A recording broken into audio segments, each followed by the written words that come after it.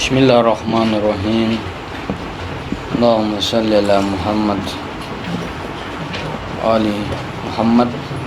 Assalamualaikum warahmatullahi wabarakatuh. Waalaikumsalam warahmatullahi wabarakatuh. Dari masih 5 menit, jadi sambil menunggu teman-teman yang lain. Jadi pertama-tama untuk ini pembelajaran, jadi baju-baju yang belum putih diputihkan ya. Ini hanya himbauan saja yang sesuai kontrak belajar kan. Yang penting ada warna putih-putihnya lah. Kalau tidak ada nanti pinjam. Kalau tidak semua putih, yang penting ada putih-putihnya. Itu yang pertama. Dan yang kedua, benar belum ada yang lain belum buat tugas ya.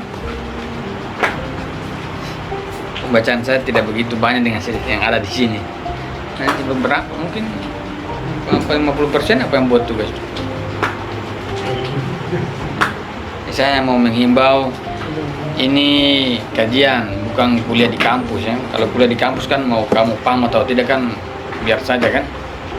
Tugas saya dalam tradisi itu mengawal sejauh mana teman-teman paham. Kalau di kampus ya mau kamu paham atau tidak ya jadi soal kan. Ini bukan kampus ya. Kalau teman-teman tidak paham kan saya bertanggung jawab di hadapan Tuhan. Daripada saya dapat siksa, lebih baik saya siksa memang kan di sini. Saya juga mau tanggung jawab di sana kan, itu mau saya. Supaya teman-teman, karena teman-teman belajar juga sudah mengeluarkan biaya, tenaga kan, jadi saya juga perlu maksimal. Salah satu pemaksimalannya itu adalah memastikan bahwa teman-teman paham. Paling tidak bertanya kan penting. Kalau saya seperti kampus, mas saya jelaskan saja. Saya tidak pikir apakah teman-teman paham atau tidak. Tapi ini bukan hanya sekedar mengajar begitu. Ada tanggung jawab yang lain. Karena di sini itu kan bukan membangun wacana, tidak, membangun paradigma. Jadi saya harus paling tidak mengetahui sejauh mana teman-teman, pasti teman-teman mendengar dan teman-teman menulis itu pasti beda kan. Coba teman-teman menulis atau merenung, waktu saya mendengar dan waktu saya menulis pasti berbeda. Tidak mungkin teman-teman mendengar itu sama dengan teman-teman menulis. Itu jadi kita butuh yang otentik begitu. Itu yang kedua. Ketiga, rekaman pondok. Tapi kartu kelasnya.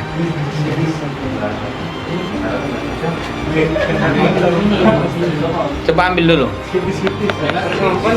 Rekaman pondok. Ambil dulu. Karena satu sih teman-teman punya rekaman, iya. Tapi ini rekaman pondok untuk teman-teman yang lain yang mungkin tidak sempat ikut ini. Jadi ada arsip di pondok. Sembari teman-teman punya sendiri kan. Ala kulihal, dari sebagian teman-teman menulis paling tidak jadi poin-poin yang saya perlu tekankan bahwa keraguan itu muncul dari sebuah cara pandang ya, sebuah cara pandang terhadap realitas yang menyebabkan dia ragu. Cara pandang itu kan adalah sebuah bangunan subjek ya, bangunan subjek terkait dengan dirinya dan di luar dirinya. Dalam hal ini pengafirmasian akal sebagai hal yang badihiyat dan menjawab segala kemungkinan pertanyaan-pertanyaan itu adalah hal yang paling mendasar untuk menjawab segenap problem ya. Untuk sejauh ini begitu. Bahwa pengakuan terhadap akal itu adalah jalan pertama atau mukadimah pertama orang keluar dari segala bentuk keraguan. Bahwa segala persoalan itu bisa diselesaikan. Artinya bahwa dijawab oleh akal. Apakah dia menjawab sendiri ataukah dia memberikan jalan untuk jawaban? Itu akal ya. Apakah dia langsung menjawab pertanyaan itu ataukah dia memberikan jalan untuk menjawab pertanyaan itu? Tapi di akal itu dia akan memberikan ruang itu. Dia tidak akan memberikan sebuah ruang kosong untuk orang itu ngambang. Pada pembahasan kemarin bahwa hal-hal yang badihiyat itu, kita tidak mungkin ragukan kan? Hal-hal yang badihi, hal-hal yang ada pada diri kita. Ya contoh kan misalnya, kalau saya bilang begini berarti di sini ada indra ya, saya tidak tulis, yang terlalu panjang nanti. Di sini kan hal yang badihiyat, ini kan akal ya, akal, badihi. Ini kan realitas. Ini kan tidak, ini tidak badihi. Sini kan muncul keraguan diri manusia ini.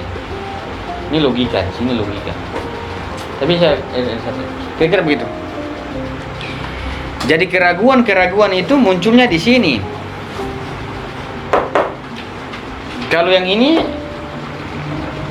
mustahil orang ragukan, karena kemustahilan sendiri dan keraguan sendiri itu adalah keraguan yang terhadap di luar dirinya. Tapi kalau kita mengatakan bahwa dia juga meragukan dirinya, hal yang mustahil, karena dia juga meyakini bahwa dia sebagai seorang yang meragukan itu badihi kan, bahwa dia sebagai orang yang meragu itu badihi, tidak mungkin dia tolak. Dengan begitu maka kita melihat bahwa sebenarnya problem pengetahuan itu yang membuat kita ragu itu adalah sebuah pengetahuan yang melewati hal-hal indrawi. Dan hal-hal yang tidak membuat kita ragu sampai pada tingkat keyakinan yang tinggi itu adalah hal-hal yang tidak melalui proses-proses indrawi. Kalau saya melewati proses indrawi pasti ada keraguan. Tapi kalau saya tidak melewati proses indrawi, maka saya tidak akan mendapatkan keraguan. Maka pengetahuan itu begitu, ada dua pengetahuan. Ada yang lewat indrawi, yang kita katakan ilmu perantara, alam. Ada juga yang tidak. Pada malam hari ini saya akan coba mengulas satu poin pengetahuan yang tidak ada ragu-ragunya, yang tidak ada ragu-ragunya. Pengetahuan yang kita katakan bahwa sejak awal badihi adalah pengetahuan yang tidak ada keraguan di dalamnya, yang kita katakan dia sebagai ilmu huduri. Nah, ini huduri.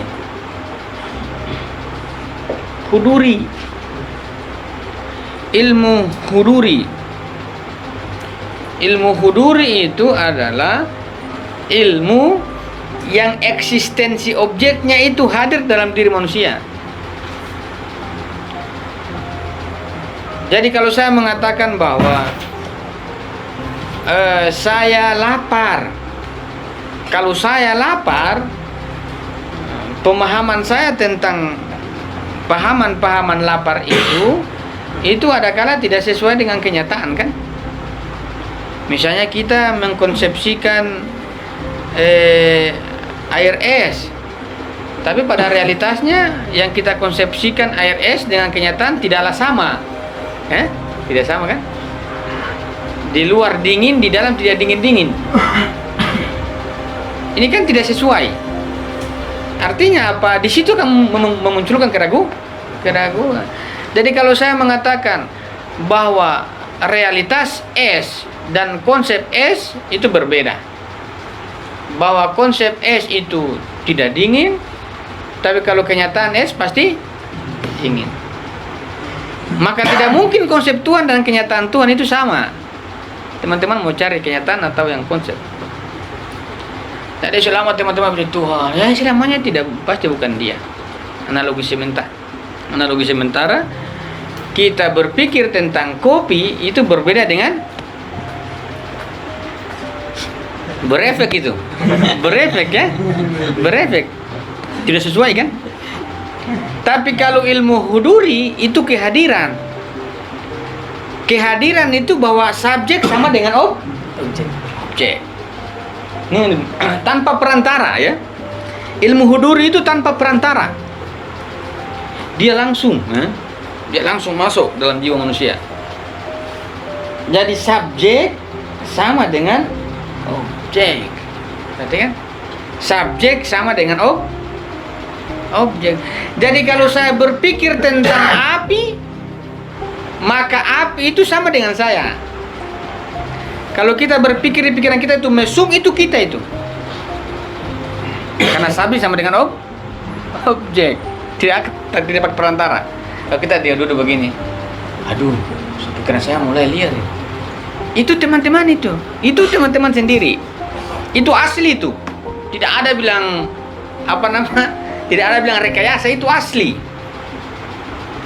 Maka saya tidak mungkin tahu diri teman-teman kan, kecuali teman-teman sendiri. Karena dia ketika saya mengatakan bahwa saya adalah tangan, itu bukan. Saya adalah telinga, tidak.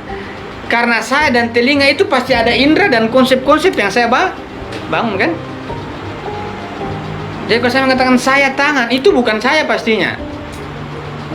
Tapi subjek sama dengan objek tanpa perantara, itu yang ada cuma saya ada.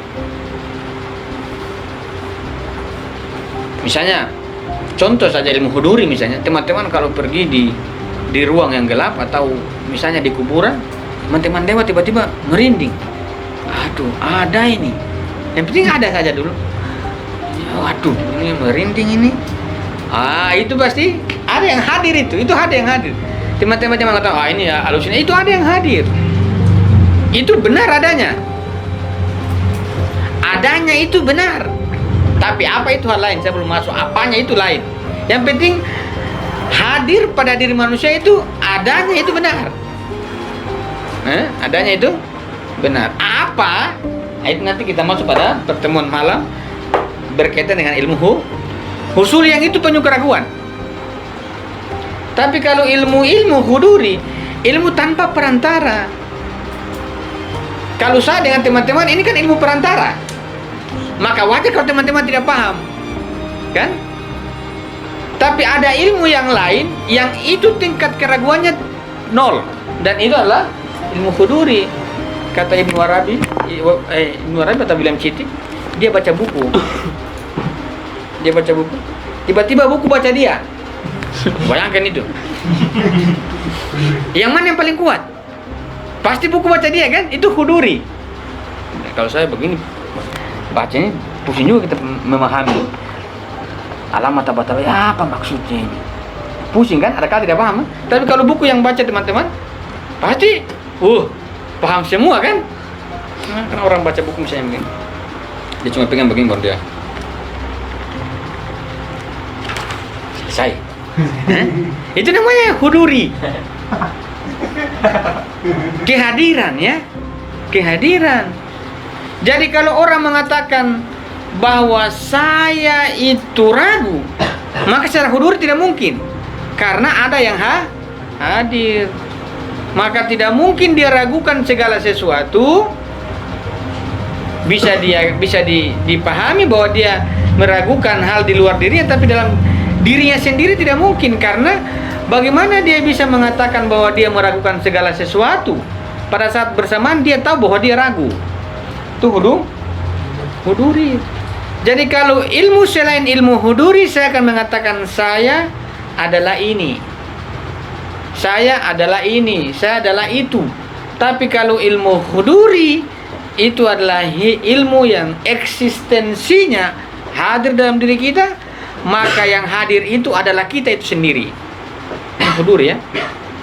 Maka tingkat akurasi kepastiannya tinggi dalam diri manusia. Jadi kalau kita mengatakan saya mengenal Tuhan lewat pohon-pohon, nah itu meragukan kan? Karena pasti ada perantara. Konsep kan ada konsep itu pasti berbeda. Konsep kopi dan kopi pasti Berbeda. Konsep kopi di pikiran mau teman-teman bangun setinggi apapun, teman-teman tidak akan merasakan nikmatnya kopi. Tapi kalau kenyataannya enak. Ini. Tapi kalau huduri itu orang melihat api dia yang terbakar. Nah itu huduri. Aduh, terbakar. Indonesia ini lihat uang korupsi saja enak, tidak terbakar. Imam Ali mengatakan, saya lihat uang itu, uang korupsi, saya lihat neraka menyala. Ini kita Indonesia, nikmat. Yang ada dia libas terus kan. Jadi kalau tingkat pengetahuan manusia tidak sampai pada tingkat huduri, maka semua kan ngomong kosong. Indonesia ini aktivisnya ini kan aktivis husuli semua. Aktivis mahasiswa, jalim dilawan. Pas naik di atas, ya jalim itu aman-aman saja. Tidak. Ini ada huduri. Problem huduri ya. Huduri itu subjek sama dengan objek. Kalau saya subjek, ini kan objek. Berbeda kan? Berbeda. Ini namanya ada perantara, makanya berbeda. Tapi kalau tanpa perantara, saya itu HP, HP itu saya. Ini ilmu apa nama? Huduri. Ini yang dikatakan dengan bahwa ilmu huduri adalah ilmu yang tidak pernah salah. Ilmu yang eksistensinya itu hadir dalam diri. Misalnya contoh, teman-teman lebih paham. Saya contoh cinta saja. Misalnya begini. Teman-teman tiba-tiba lihat orang, atau teman-teman bukan begitu. Tiba-tiba pasti ada orang yang dilihat. Tiba-tiba di dalam diri muncul itu teman-teman, tiba-tiba muncul rasa suka sama orang. Kan teman-teman langsung maju kan? Kalau ada muncul rasa suka teman-teman, wah saya suka dia, langsung terobos. Tapi kalau tidak ada muncul rasa suka atau lewat perkenalan, mulai berpikir orang ini apa? Mereka pun terus pertanyaan terus muncul ini orang apa, dia matre atau tidak, itu pertanyaan lewat perantara. Tapi kalau tanpa perantara itu tiba-tiba hadir rasa cinta itu, sudah dia taruhkan nyawanya untuk berkorban itu. Kalau itu ilmu kehadiran. Atau orang seringkali mengatakan tiba-tiba kalau orang mengatakan kalau pandangan pertama masih ada pandangan, itu tidak bisa, itu masih menipu. Kalau ada orang mengatakan saya cinta kamu pada pandangan pertama, itu pasti keliru. Karena ada konsep-konsep yang memperantarai, maka pasti itu omong kosong, ada kepentingan dalamnya. Perantara begitu. Apakah teman-teman percaya Tuhan dengan perantara? Dengan indera tidak mungkin. Dengan konsep tidak mungkin. Lantas kenapa teman-teman yakini Tuhan? Dari mana itu? Saya percaya Tuhan. Objeknya juga tidak ada, kan? Kalau kita mengatakan kayu, tidak bisa. Kayu itu beda dengan Tuhan. Bagaimana bisa orang memahami kayu lantas muncul Tuhan? Padahal kayu dan Tuhan itu adalah hal yang berbeda. Lantas kenapa muncul itu Tuhan? Nah itu pasti berkaitan dengan huduri, hadir ya, hadir dalam diri manusia. Nabi saja itu ketika ayat turun dalam dirinya kan dia gemetar ya. Gemetar itu berarti ada yang hadir. Ini kita baca Bismillahirrahmanirrahim masih ketawa-ketawa lagi. Ini apa? Ini bukan yang hadir. Al-Quran mengatakan kalau orang beriman itu ketika mendengar ayat-ayat suci Al-Quran, orang mengaji itu kan getar hatinya ya. Kita orang ajan satu batang dulu. Ini apa semua ini? Apa semua? Itu pasti bukan yang hadir. Itu pasti ada peran, ada telinga, dan kemudian sudah waktunya saling mengatakan masih sedikit lagi, belum kamat kok. Kalau masih kamat, masih satu rakaat kok. Nah begitu terus kan? Itu ilmu yang penuh perantara. Hidup dengan penuh dengan ilmu-ilmu perantara itu pasti dalam kehidupan kita pasti jatuhnya banyak daripada konsisten. Tapi kalau huduri ketika orang mengaji Bismillahirrahmanirrahim itu getar, dia yang menangis sendiri. Karena hadir ya. Kita baca Bismillahirrahmanirrahim itu hadir. Jadi kita menangis sendiri tanpa tahu sebabnya. Itu hadir itu. Yang penting jangan teman-teman sudah keadaan susah baru menghadap Tuhan baru menangis. Nah, hadir itu begitu. Tanpa ditentukan itu kemudian dia hadir. Hadir masuk dalam diri kita tanpa kita ada banyak hal yang kita tidak bisa jelaskan kan? Ada banyak hal dalam diri kita yang itu kita rasakan tapi kita tidak bisa apa ini sebenarnya. Ada kan? Itu yang hadir. Nah, ini menghuduri. Saya belum masuk di husuli. Supaya kalau mau masuk di husul nanti sebentar ada penjelasan saintifik. Bagaimana huduri bisa menjadi objektifikasi itu harus ada. Ini huduri ya. Huduri. Misalnya, teman-teman itu di grup selalu tanya, saya ini kapan masuk? Ini tidak huduri itu, tidak hadir itu jadwal. Kalau hadir tanpa, oh ini, sudah datang. Kapan? Ini berarti dia membangun sebuah gap antara dia dengan kenyataan. Ada masuk ke kelas, ini ilmu apa nih? Ini pasti ada perantara ada yang dia dengar, makanya dia muncul ragu kan, makanya dia bertanya. Tapi kalau huduri tanpa lagi, ini sudah jalan tanpa basa-basi, ini jam berapa, dia langsung itu huduri. Kita ini tidak tidur aja orang sudah azan, siapa lagi azan itu?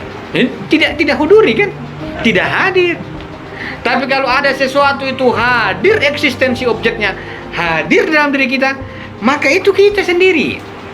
Kalau saya mengatakan, ada kala kita mengatakan misalnya saya suka orang, saya suka dia. Ada kala antara saya mengatakan saya suka dengan hati saya itu bertolak belakang. Ada banyak hal yang kita pikirkan, ada banyak hal yang kita ungkapkan, itu bertolak belakang dengan kita sendiri kan? Banyak kan? Kita ada misalnya kalau kita buat salah, minta maaf di orang, saya minta maaf ya, tapi dalam hati saya main-main saja. Ini kan bukan. Tapi kalau hadir tidak begitu. Apa yang kau bicarakan, apa yang kau pikirkan, apa yang kau hendaki itu kamu. Huduri begitu. Kenyataan. Jadi kalau ilmu-ilmu yang dalam kaitan kehadiran itu eksistensi yang hadir. Bukan kita yang hadirkan, tapi dia hadir masuk di dalam relung batin kita. Ini ilmu huduri. Ya, dia tidak ada perantara objek. Dia tidak ada sama sekali perantara. Kan seringkali kalau kita ketemu orang begini, kita seringkali mengatakan orang kayak dia munafik kan. Bisa. Tapi kan bahaya kalau di luar bilang begitu kan. Pasti kamu nih buruk sangka, nanti kena undang-undang apa lagi. Tapi kalau huduri itu, ini orang ini dia tipu-tipu ya. Munafik. Itu hadir saja kan? Hadir itu biasanya. Tapi yang hadir pada diri itu antara subjek dan objek itu sama. Maka kalau kita mau mengenal siapa yang mengenal dirinya, dia mengenal Tuhannya. Yang dimaksud diri adalah subjek sama dengan objek. Subjek sama dengan objek. Mana spidol? Saya sudah tidak anggap dua, saya hadir satu ini. Orang tidak bisa. Kalau hadir itu orang tidak akan mengatakan satu atau dua, cuma tunggal saja ya. Misalnya, siapa yang mengenal dirinya, dia mengenal Tuhan. Ilmu kehadiran itu saya subjek sama dengan objek, maka ini bermakna tunggal kan? Dan Allah Subhanahu wa taala itu tunggal. Tidak mungkin orang mengenal Allah Subhanahu wa taala dari sesuatu yang jamak. Karena dia adalah tunggal, maka harus dikenal dengan ketunggalan. Dan ketunggalan adalah kehadiran. Subjek sama dengan objek. Jadi kalau Nabi Ibrahim mengatakan ini gunung, ini itu masih masih husuli. Tapi kalau huduri itu eksistensi objek itu hadir. Jadi antara dirinya dengan sesuatu itu tidak menjadi penghalang. Ini tingkat keyakinannya tinggi. Ilmu huduri tidak pernah salah. Adanya itu benar adanya. Jadi kalau kita mengatakan sejak awal, kenapa kita memunculkan keraguan? Kenapa keraguan itu muncul? Itu pasti muncul karena ada indrawi, berarti ada lewat perantara. Meragukan itu perantara. Dalam hal ini ya ilmu. Misalnya teman-teman mau tanya cewek, tiba-tiba kamu comblangin saya dulu, comblangin. Wah, hati-hati, pastikan yang perantara itu pasti teman-teman ragu, ntar informasikan yang salah-salah. Tapi kalau teman-teman langsung kan pasti keyakinannya lebih tinggi daripada ada 2-3 orang yang masuk. Ini huduri ya, contohnya begitu. Ilmu kehadiran. Maka sangatlah tidak mungkin orang itu meragukan dirinya. Karena kenapa? Karena keraguan pada dirinya itu hadir pada dirinya, maka dia akan mengetahui bahwa saya ini sebagai subjek peragu. Maka Descartes itu dia ragu secara ilmu husuli, namun secara ilmu kehadiran dia tidak mungkin ragu. Ini ilmu kehadiran. Nah, kalau di dunia barat tidak mungkin, dia meyakini ini tapi dia tidak mengembangkan teorinya. Ada misalnya siapa? Heidegger misalnya, dia bicara tentang eksistensialisme ya. Hadir kan? Eksistensi itu hadir. Itu huduri. Apa itu kan lain. Yang penting ada yang hadir saja. Ya tiba-tiba kita misalnya tiba-tiba misalnya ada atau misalnya kita ada majelis taklim misalnya. Tiba-tiba penceramah itu bicara. Dia bicara tapi dalam ruangan itu ada yang menangis tiba-tiba. Padahal dari mana bisa menangis begini? Ada yang lain kita ketawa, tapi ada yang lain itu menangis, itu hadir. Sesuatu yang hadir pada diri itu. Misalnya kalau kita lihat misalnya kita jalan misalnya. Tiba-tiba kita lihat perempuan bagus sekali, kiri. Oh, bagus sekali. Tapi sekiranya itu hadir kita yang tidak menoleh. Justru kalau pengetahuan itu lewat perantara, maka kita yang kemudian menoleh begini. Ini perantara. Tapi kalau dia hadir tidak begitu, dia hadir masuk kehadiran ya, ilmu kehadiran. Kalau saya mengatakan ini HP, tidak. Kalau ilmu kehadiran, eksistensi objek HP yang hadir dalam diri kita. Makanya dikatakan dia subjek sama dengan objek. Jadi saya itu subjek dan saya juga sebagai objek, itulah diri. Maka tidak mungkin orang mengenal dirinya lewat saya ini telinga, saya ini hidung. Nah, itu semua melalui perantara.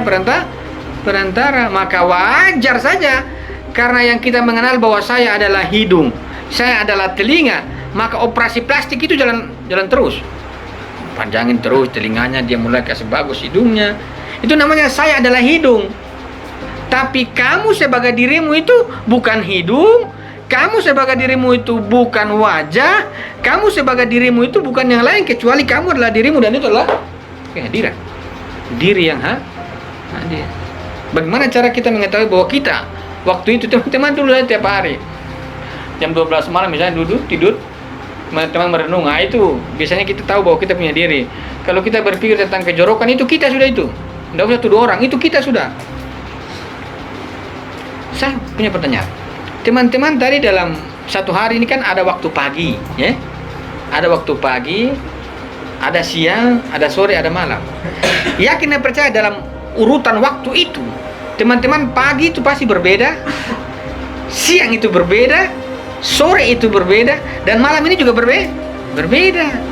Maka diri kita itu pada waktu, cuma kan ada kala kita cuek saja. Padahal itu kalau kita tenang-tenang, saya pagi ini sedih, saya malam ini gembira, sore tadi itu saya emosi sekali, itu kan kita.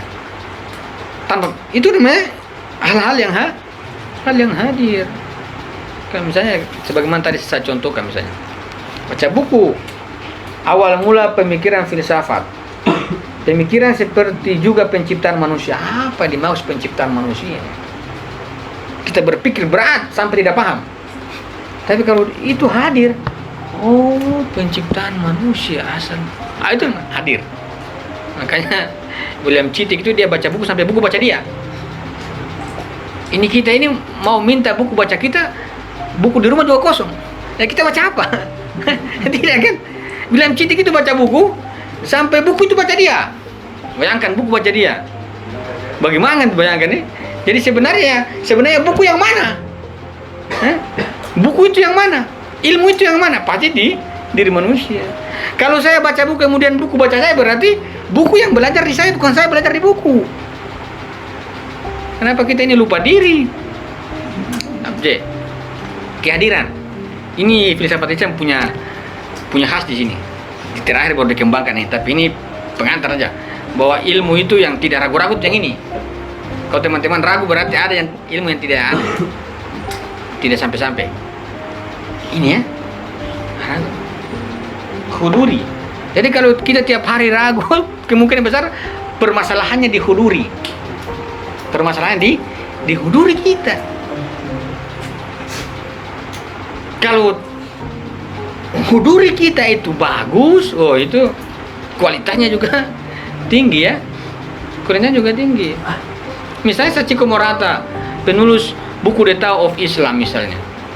Secara huduri, dia keluar jam 2 malam, kemudian dia lihat, ibu apa batu-batu kok dia panggil saya. Kalau saya secara husuli, wah batu ini kenapa lagi ada di sini? Saya itu batu mengatakan, Sachiko tulis saya. Itu bayangkan itu. Pasti orang sains mengatakan kamu gila ya. Itu kenyataan. Huduri ya, eksistensi langsung dihadirkan. Eksistensi. Ini huduri. Jadi kita baca saja, siapa tahu tiba-tiba ada di antara kita yang buku baca dia, ya kita belajar di dia. Daripada kita capek-capek berpikir terakhir 1 bulan juga satu buku juga tidak pernah selesai. Cuma 1 halaman tuh. Karena ada problem dalam perantara. Tapi kalau ilmu huduri itu hadir, maka teman-teman jangan kira bahwa orang yang tidak sekolah itu bodoh. Karena ilmu itu bukannya lewat perantara, ada lewat kehadiran. Dan jangan batas ilmu itu di akademik. Ada ilmu yang kehadiran itu tidak pakai gelar. Dia hadir mengalir di sebuah diri manusia yang dia mau kehendaki. Kalau kita pulang-pulang di kampung, tiba-tiba ada orang kampung yang tidak sekolah, dia bicara agama pintar. Ini dari mana sekolah ini? Jangan bilang dia sekolah, itu ada problem kehadiran. Bahkan kita tidak bayangkan apa yang dijelaskan itu. Dari mana semua ini? Bahkan kita bisa klarifikasi apa yang dia jelas. Itu ilmu kehadiran. Jangan teman-teman pulang di kampung baru, ini tahayul, mitos, kurafat. Enggak. Itu ada ilmu huduri. Ada ilmu huduri. Jangan tiba-tiba pulang, ini bid'ah ini apa ini, teori apa ini? Dan masuk dalam, ini tidak mau dalam referensi akademik. Ya ini pasti tahayul. Enggak, ada ilmu huduri. Huduri di kampung-kampung itu masalahnya karena tidak ada ilmu husuli saja. Kalau dikasih saja itu revolusi dari kampung, bukan dari kota. Karena kekuatannya di itu. Cuma karena orang-orang kampung kan begitu, dia cuma sifat-sifat ilmunya saja. Dia mengatakan, kalau kita mau belajar apa, dia bilang, kamu sudah kencing lurus. Kapan kencing lurus? Sampai dunia kiamat tidak pernah kencing lurus itu. Itu kan sebuah analogi. Analogi kan? Analogi. Artinya bahwa tidak ada metode. Coba kok sekali-kali dikasih bermain itu ya. Nanti saya bicara di keseringan ilmu usul dan huduri. Ini kan saya waktu pulang tuh, begini banyak juga ilmunya. Nanti tinggal riset itu saja metodologi pemikiran. Itu revolusi dari kampung, bukan dari kota. Dari kota ini industri saja, revolusi industri ini di kota. Tapi kalau revolusi kemanusiaan, saya yakin di tempat-tempat yang sunyi di kampung-kampung begitu.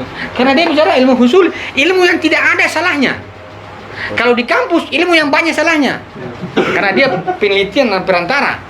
Tapi kalau ilmu yang tidak ada salahnya. Permasalahan kan nanti kemudian dikasih keluar kan, itu masalah. Makanya dia butuh metodologi. Tapi kalau bicara kehadiran tidak ada ragu-ragunya. Bahkan tingkat keimanannya itu tinggi sekali. Usuli ya, huduri.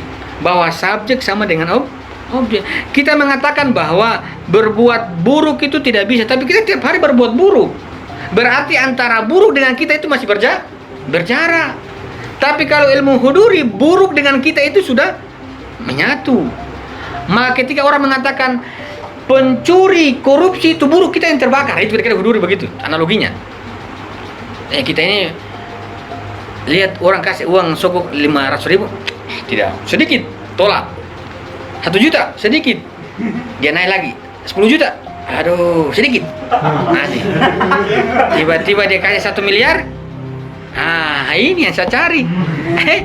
Hilang hudurinya. Ini ketika hudur tidak berfungsi. Ketika hudur tidak berfungsi begini. Kita kalau 10.000, sedikit sekali nih. Kayak 1 juta. Idealisnya kuat. Perjuangan harga mati. Nah, lagi. 1 miliar sudah mulai goyang, bukan goyang, bergoyang-goyang sudah. Nah, ini perlu diselamatkan umat ini sudah. Habis kan? Huduri tidak begitu.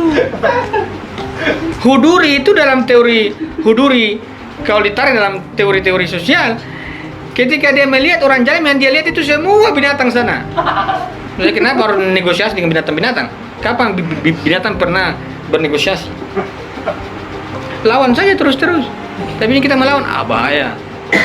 Mulai sana ada merah-merah, sudah lewat belakang. Itu apa itu ya? Aktivis kalau tidak masuk ke dalam huduri, saya tidak yakin amat lah.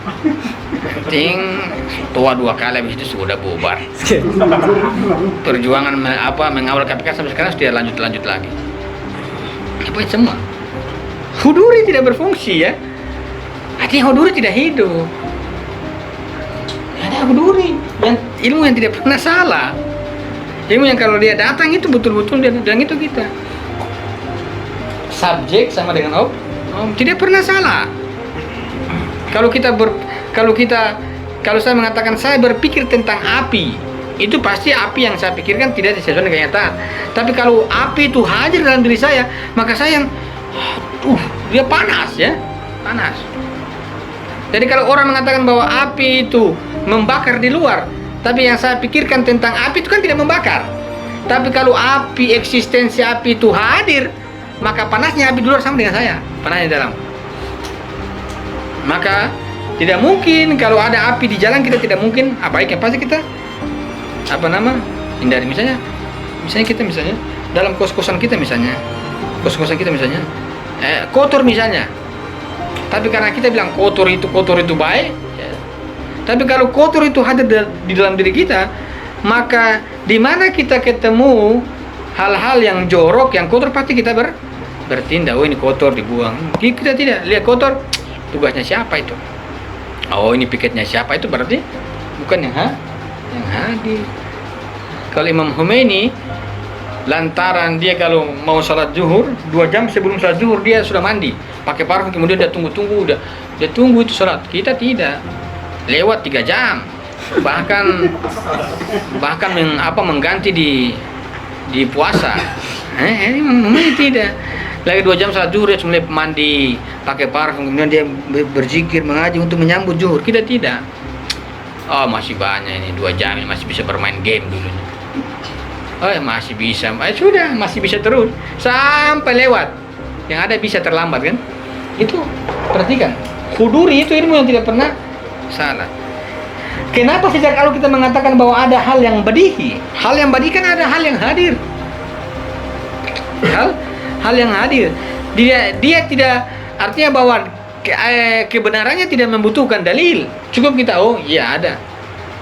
Orang menggunakan teori kausalitas kan dia tidak membutuhkan dalil. Iya, memang setiap akibat pasti membutuhkan sebab. Itu kan namanya huduri, kehadiran.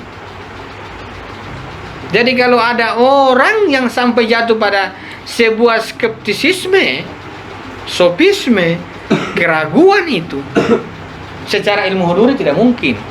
Kalau dia meragukan sesuatu di luar dirinya, iya, karena dia berkaitan dengan perantara. Tapi kalau tidak ada perantara, saya dengan realitas itu langsung, maka tidak ada yang disebut dengan keraguan. Jadi teman-teman begini, misalnya ada yang tidur misalnya, itu belajar ilmu huduri begitu.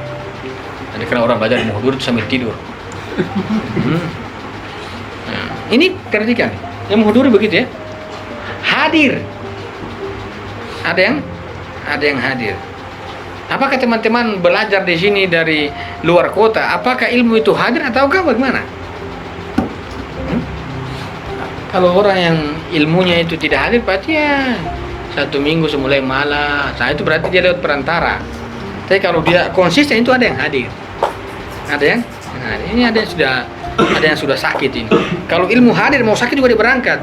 Dia tidak rasa bahwa tidak ada bensin, bangkit itu dia kalau hadir. Karena hadir. Bensin jalan kaki tuh, bisa jalan kaki. Ini kalau ada yang hadir. Kalau hanya perantaran, bensin saya habis, tidak ada duit, sudah berhenti. Karena terlalu banyak perantara kan. Tapi kalau hadir itu ilmu dia jalan kaki. Yang penting dapat ilmu. Yang kita tidak. Aduh, habis bensin. Itu bukan. Tentu bisa dipahami. Jauh capek ya.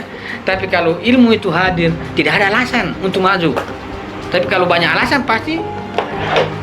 Dulu tergantung mood. Aduh, saya suka belajar. Saya malas tidur. Begitu. Tapi kalau dia hadir, ilmu itu hadir dalam diri kita, dimanapun sumbernya, kita pasti akan datangi. Tidak ada jarak antara dia dengan ilmu. Tapi kalau dia menggunakan perantara, uang bensin habis, istirahat, izin. Sakit, banyak sekali alasannya. Yang namanya huzuli kan? Huzuli tentu bisa dipahami kan, ya sakit ya istirahat. Tapi ini saya contohkan saja, huduri ya. Saya contohkan. Kalau dia sakit ya teman-teman istirahat. Tapi ini contoh. Huduri itu begitu. Kekuatannya itu hadir dalam diri manusia, eksistensinya. Jadi kita yang merasakan langsung. Jadi kalau orang mengatakan bahwa kalau kamu mau menjadi miskin, maka miskinlah dulu. Ini kan melalui perantara.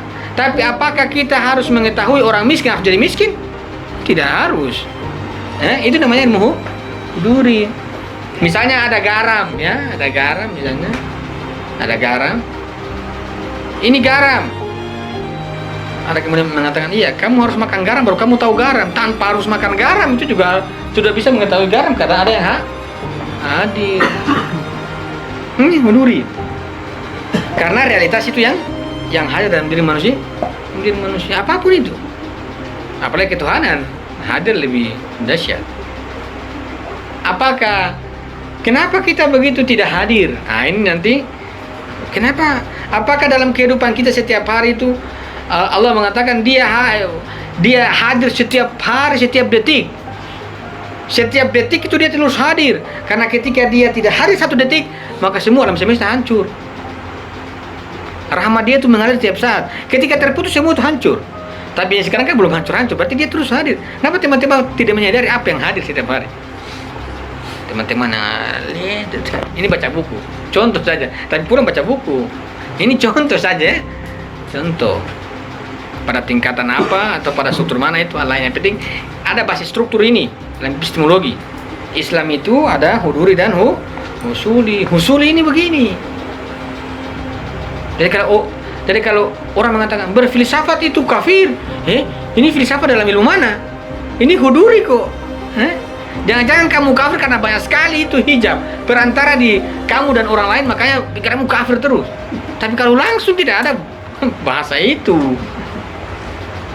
Nah, kafir-kafir ini perlu identifikasi ilmu apa yang dia pakai. Pasti bukan ilmu gaib. Ilmu ini. Ilmu teks ya. Jadi teks-teks begitu. Perhatikan baik-baik. Ini ilmu huduri begitu. Dia langsung perhatikan. Dia tanpa ilmu huduri adalah ilmu yang tidak melalui perantara hadir subjek eksistensi itu hadir dalam diri manusia. Misalnya, contohnya seringkali kita misalnya kalau kita lewat di gelap gulita, gelap gulita, tiba-tiba kita merinding. Ada sesuatu. Ya, tiba-tiba lihat kiri kanan lari. Tapi ada sesuatu yang bisa merinding. Itu ada yang hadir kan? Tapi apa itu hal lain. Yang penting ada. Iya, benar adanya ada yang hadir. Tapi apa itu nanti kita masuk pada ilmu husuli untuk memvalidasikan untuk mengklarifikasi bahwa yang hadir itu memang ada wujudnya. Tapi sementara ada saja yang hadir. Teman-teman malam-malam hari tiba-tiba merinding ya. Kenapa bisa merinding begitu? Itu bisa begitu. Ada kali misalnya kita jalan-jalan, kita berkumpul aja banyak orang, tiba kita dalam suasana begini, saya merinding ya. Pasti dalam penjelasan saya teman-teman juga pasti akan menghadirkannya juga berbeda-beda kan? Ini namanya ilmu huduri. Ilmu huduri begitu dia hadir langsung ya. Kalau dalam bahasa ontologi begitu, bahwa Tuhan itu terus bermanifestasi tanpa henti. Terus dia masuk dalam tingkatan manusia manapun dia masuki. Nah, cuma kita sendiri ada kala tidak menyadarinya kehadiran ini. Ini kata. Jadi ilmu yang tidak ada keraguan sedikit pun ini ilmu huduri. Jadi kalau misalnya semalam kemarin dikatakan bahwa siapa namanya? Rivaldi mengatakan bahwa Al-Quran mengatakan tidak ada keraguan dalam Al-Quran. Itu apa maksudnya? Itu huduri. Pertanyaan kemudian, apakah Al-Quran sudah hadir dalam diri kamu? Tidak. Kalau tidak, wajar saya ragu juga, tidak masalah. Kalau hadir itu orang aja Allahu Akbar, gemetar. Mengaji orang, kita lewat orang mengaji, gemetar, itu namanya hadir. Ini kita tidak. Indonesia ini lucu-lucu. Azan saja protes terlalu besar. Wah, ini apa yang hadir ini? Yang hadir ini manifestasi ilahi atau iblis? Terlalu besar, tugas tinggal film. Tentu bisa dipahami dalam sosial ya. Dipahami dalam sosial. Tapi ini saya tidak kaitkan dengan itu. Ini bicara ilmu huduri. Huduri begini. Yang bisa dipahami dalam konteks perbedaan ini harus diukur. Jangan karena kita bilang huduri ini begini, jangan ada konteks sosial, perlu diukur. Kalau tidak orang berkelahi tiap hari. Tapi penting ini adanya. Makanya kita kan perlu dudukan di mana huduri akan masuk kan, supaya tidak sembarang itu huduri main. Misalnya contoh ilmu huduri, misalnya contoh saja, teman-teman seringkali saya contohkan, teman-teman lihat istri orang cantik seksi, saya suka sekali itu orang, itu huduri. Apakah salah? Tidak, itu benar, ada yang hadir. Tapi menjadi persoalan kalau teman-teman ke sana, saya suka, itu berarti problem sosial. Tapi secara huduri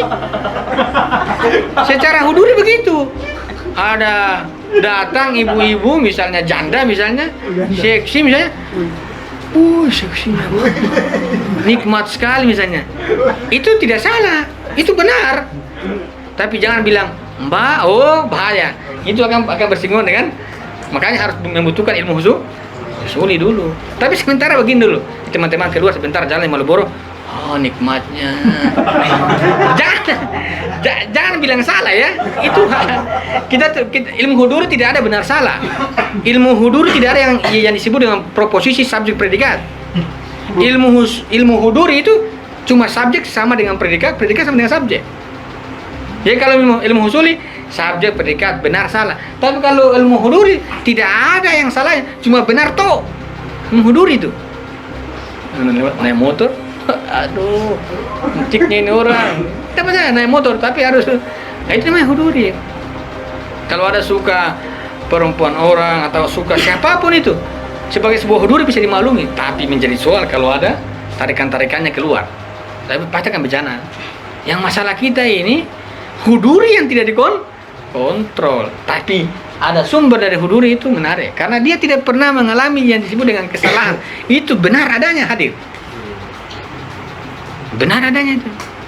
Jadi kalau misalnya antara kalian ini, misalnya siapa namanya? Kata mengatakan siapa namanya? Yoman. Siapa? Yoman. Saya benci sekali Yoman. Tapi jangan bilang, mati saja. Saya benci sekali ini orang. Tapi jangan bilang, kalau bilang bahaya kan, pasti bentro. Tapi tiba-tiba saya benci ini orang, kenapa ya? Itu namanya ada yang hadir. Apa yang dibenci tinggal klarifikasi saja. Kamu saya benci anumu misalnya. Itu berarti klarifikasi. Tapi kalau sejauh tidak klarifikasi, saya benci sekali ini orang. Tanpa ada sebab dari mana kemudian dia saya benci sekali. Itu yang kan ada banyak hal yang hadir tanpa kita tahu dari mana asal muasalnya kan. Kenapa saya benci ini orang? Padahal dia ini sudah baik, dia tidak pernah marah saya. Kenapa saya lihat ini orang, saya mau pukul saya misalnya. Ini orang kalau saya lihat, saya ingat namanya itu kayak saya mau bakar dia misalnya. Itu hadir saja itu. Itu eksistensi orang itu hadir. Jadi teman-teman jangan bayangkan kalau ada mantan kalian yang dulunya teman-teman sakit itu hadir dalam jiwa, itu berbahaya sekali. Dalam teori filsafat Islam, dia bisa menjadi persoalan menutupi ilmu yang secara langsung. Kalau ada mantan-mantan yang sakit, minta maaf memang. Kalau tidak bahaya, persoalan huduri ya. Kalau husuli, biasa saja. Ini kan persoalannya begini-begini. Kalau huduri tidak begitu, dia tidak butuh alasan. Tidak butuh alasan. Dia hadir saja. Karena dia berkaitan dengan sebuah eksistensi yang hadir pada tanpa melalui perantara indera dan tanpa melalui perantara konsep. Misalnya contoh, ada orang yang berduka, contohnya huduri ini. Ada orang yang berduka, misalnya orang tuanya meninggal. ada orang tuanya meninggal yang mengalami ya, dan kita sebagai sahabat yang tidak mengalami langsung. Sabar, ini adalah rahmat. Tapi orang yang mengalami dalam hatinya, kurang aja, kamu kira apa ini? ini contoh huduri ya. Orang yang mengalami langsung, misalnya ada orang tua kita meninggal, jadi kita sebagai teman tidak mengalami itu. Ada yang mengalami, dia mengalami langsung. Yang korban. Dia menangis ya. Dia menangis keluar mata sampai dia bilang, wah, sok sedih. Itu kan kita yang tidak mengalami, tapi yang dia mengalami itu dia tidak bisa menjelaskan apa makna sedihnya di situ. Ini huduri. Kata Nabi mengatakan, kalau saya jelaskan apa yang saya alami, maka kalian tidak akan ketawain. Tiap hari kalian tidak akan mungkin ada yang ketawa. Kita tidak. Bicara menceritakan Nabi masih sempat ketawa-ketawa, masih lucu-lucu lagi. Kata Nabi, kalau saya ceritakan apa yang saya alami, yakin dan percaya teman-teman sudah tidak akan merasa ketawa, dan teman-teman tidak akan ketawa seumur hidup. Nah, kita ini tidak menjelaskan tentang cerita Nabi, ketawa-ketawa buat lucu lagi. Ini hadir huduri. Huduri. Misalnya kita seringkali mengatakan, contoh misalnya kita menjelaskan misalnya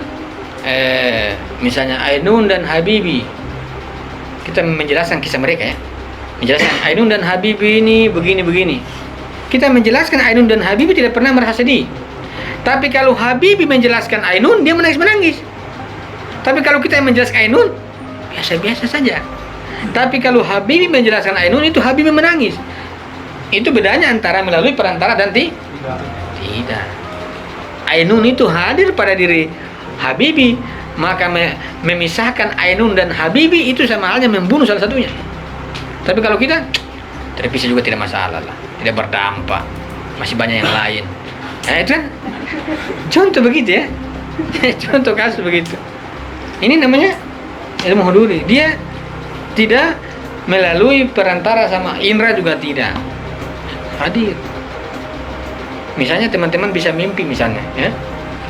Apakah mimpi teman-teman lihat? Tidak, teman-teman tidur kan hadir. Saya kurang tahu siapa, Ayatullah Takmisbah mungkin, atau sufi dari Iran. Dia baca buku sementara matanya ini baca, tapi dia tidur juga dia baca buku. Bayangkan, itu ilmu kehadiran ya. Dibedakan teman-teman di luar, saya baca buku tanpa mata. Wah, teman-teman bilang, oh ini siapa lagi? Dan ini konteksnya begitu. Kalau kita baca buku, coba teman-teman hitung umur 60 tahun saja, paling maksimal 70 tahun masih hidup. Teman-teman baca buku satu hari berapa? Saya yakin dan percaya teman-teman tidak akan dapat ilmu semua. Jadi cuma 20 buku dalam satu tahun. Habis itu sudah. Tapi kalau kita menghidupkan huduri kita, maka kemungkinan masalah kita kuasai ilmu semua. Hitung-hitung saja, kalkulasi material saja lah. Apakah ada kemungkinan pintar apa tidak itu? Kayaknya sudah mustahil kita pintar ya. Hitung-hitung saja, tidur berapa jam, makan berapa, main bola berapa, sudah. Waktu belajar mungkin satu hari cuma 1 jam. Kemudian kita mengatakan, saya ingin pintar. Tidak usah hayalan begitu. Tidak usah menghayal. Yakin dan percaya teman-teman akan bodoh. Kecuali ketika tidak membuka ruang ini. Ketika tidak membuka ruang huduri. Ruang huduri. Kalau ruang huduri itu kita buka mata masih membaca, tidur juga masih membaca. Karena jiwa itu hidup. Kita ini tidak. Kita tidur, jiwa juga tidur. Lewat sama matahari mau terbit, baru bangun. Sudah pagi ya. Sudah malam mula. Ini huduri ya. Huduri begitu. Kalau diri itu hidup, dia sementara mata terbuka dia belajar, sementara tidur juga dia belajar. Maka antara hidup, antara mata terbuka aktivitas setiap hari dan dia istirahat, itu tidak menjadi pembeda, karena dia terus menimba ilmu. Kita ini tidak. Buka mata, pegang buku, habis itu lupa. Pas bangun dari tidur, kemudian kita mengatakan, apakah kau masih ingat apa yang tadi kamu baca? Saya sudah lupa. Lupa semua. Ini berarti apa? Ada yang tidak hadir. Kan biasa teman-teman baca buku. Coba teman-teman baca buku, baca. Ditanya, apa isinya? Saya blank. Itu apa namanya? Berarti itu ilmu tidak hadir. Makanya wajar kalau kita baca, Ustaz tidak paham-paham ya. Kurang ajar ini. Kemudian marah buku. Kenapa mau marah buku? Kamu yang persoalan kan di sini. Pak beli banyak bu. Saya tidak pernah paham. Astagfirullah, kenapa begini ya? Baca. Dia habis itu. Saya tidak paham. Karena itu berarti ada yang tidak hadir. Kalaupun kita baca, hari ini kita ingat. Besok kita tanya, Mas ingat? Saya sudah lupa. Berarti tidak hadir. Kalau kita lupa begitu biasanya tidak hadir. Jadi identifikasi diri. Ada persoalan itu pastinya. Kata Imam Khomeini, kalau ada orang yang senang dengan Amerika, maka ada problem kesalahan pada dirinya. Gila itu ya, bertanya begitu. Bagaimana bisa itu? Dia bermain dalam huduri. Ini kita baca buku, jangan kayak satu buku, satu paragraf. Apa yang tadi kamu paham? Saya bingung. Itu berarti dia tidak hadir. Kita membaca iya, tapi ilmu itu tidak hadir. Kita membaca huruf, tapi ilmu tidak hadir pada kita. Sebenarnya buku daras ini kan membaca huruf, tapi bukan mendapatkan ilmu. Itu namanya ilmu tidak hadir. Makanya wajar kalau kita lupa.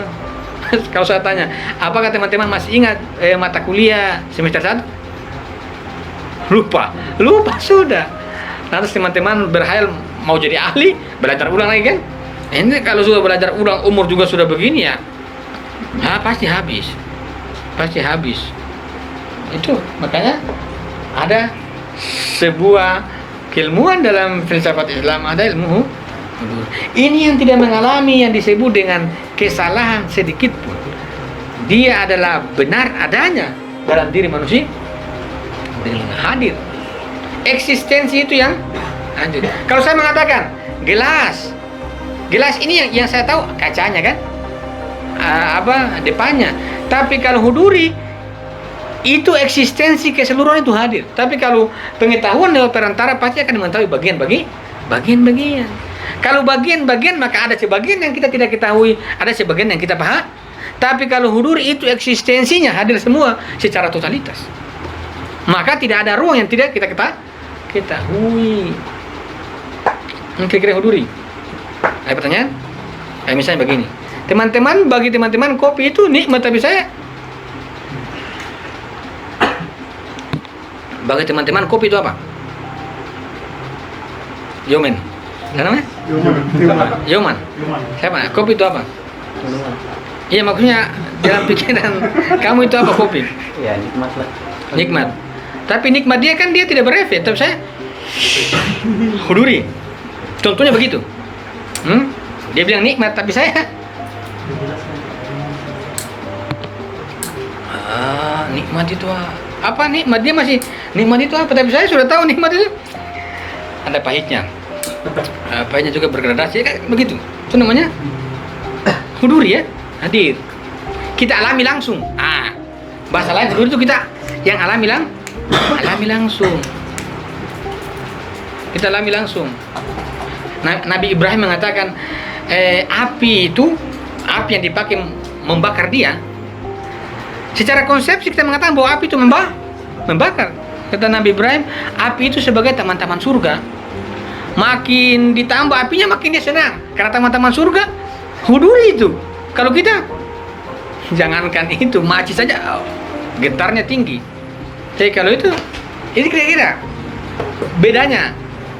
Ini yang tidak. Tapi kalau yang ini nanti biasa saya bahas, ilmu khusuri ada salah-salahnya.